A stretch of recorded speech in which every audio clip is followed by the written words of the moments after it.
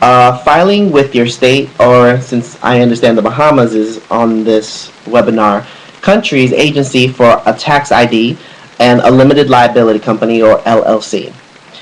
Also, signing up for a performing right organization, which is something that's pretty crucial in this business, and I cannot emphasize that enough, and I'll explain why later. And of course, signing up to a digital monitoring system. You cannot do one without the other, so before you can go to a digital monitoring system, you must be a member of a performing right organization. And like I said, we'll go into that a little later. So the first thing is copyright registrations of your musical works, sound recordings, and logos. I apologize for the bright left-hand side. I was trying to maneuver so I can get the words on there. But basically, the purpose of having your copyright registration is it serves as a supporting evidence of legal ownership of what they call intellectual property. Intellectual property is any music that's composed, any visual arts, the sound recording when it's mastered, as well as any writings, like if you're an author. Anyone wishing to use your work must legally ask through a written permission, and you must use your discretion to allow it. In other words, with a copyright certificate and after having registered, it's now your ownership. So anyone must ask you for permission to use it. Otherwise, they're what they call infringing on copyrights. And I would recommend that, yes, you would get a written permission and you could technically license it, which will be explained further on here. And speaking of infringement, in the case of infringement, you have total legal claim to your work, and you can sue somebody for not using it without your consent, as I stated before. And the right that you have for copyrights is you have the right to reproduce, redistribute, publicly perform, live or through a medium, or display your work. So it's yours, you can do what you want with it, in essence. The legal term of a copyright is the author's life plus 75 years, at least in the United States. I'm not particularly sure about the copyright laws in the Bahamas. And you may pass the ownership to your children through a will or, a testament of some kind, or to an estate or to a charity, which has been done numerous times by people in the music industry who will own the copyrights. They leave it to their wives, they leave it, they split them up between charities. You can do that. It's leaving property. So that's why you can do this. Now, there's a couple of risks that I want to emphasize, and I don't think I can say it too much. And the first risk would be, by not copyrighting your works, it could result in your works being stolen or pirated. I mean, works are stolen or pirated, but you don't have leverage to sue. So you have no evidence saying that this is your ownership. So with that said, you're at a loss. But at least if you have a copyright registration, that gives you legal right to go after those who are not using your permission to use the work. And going into that, you forfeit any rights and entitlements to potential royalties paid from performances and sales of your works. So in essence, anybody can sell your work and someone else can make money off what you're doing. And you won't see a dime of it because you didn't register it for a copyright. So I implore that this is a big important thing. I'm a strong believer in the copyright, and I cannot say it enough.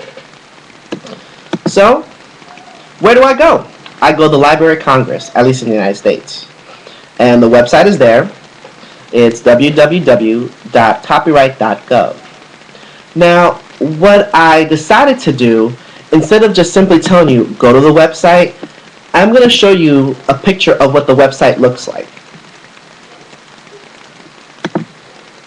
So there's your website. This is what the Copyright Office website looks like, the Library of Congress. Now, what I did is that I highlighted the EO login. Now, with the electronic version of copyrighting your work, you can actually have a free account. And with that free account, you sign up like you would anything else. And that free account lets you upload music. It lets you upload pictures if you're doing it. I can show at a later time. That's not a problem. When I get my information at the end of the presentation, I'll be more than glad to do private tutorials. But basically, it's very simple to use, very user-friendly, and once you register yourself, you can begin copyrighting your works, like I said, and for every work that's copyrighted, it's $65 US dollar value. Now, the one thing I will say, and not many people know this, so if you're on the webinar, you're kind of getting a little secret here. You can actually put a compilation of songs under one copyright, and that's $65. So instead of registering one song at a time, you can actually do, I believe, like 5 to 6 songs at a time by $65. You do the math, and I think that's a great deal. So by all means, please check the website. I'll play around with it.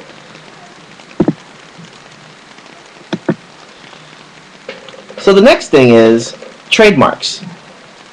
Now, the difference between a trademark and a copyright, just to give you a little edification here, a trademark is more for a name or a company, rather than a copyright's more for a title of a song, a title of a work. So, just to break it down a little further, it serves as evidence that your artist name, music label, or publishing company is legally unique. So, no one else has your name. You're not using someone else's name. So by all means, legally, that is the trademark is the name of the entity or yourself if you're the artist. It prohibits other people from using your name and using your trademark. Kind of similar to the copyright, where if I'm using CBS's, not to shout them out, CBS's logo on my page illegally, they can go after me for a trademark infringement.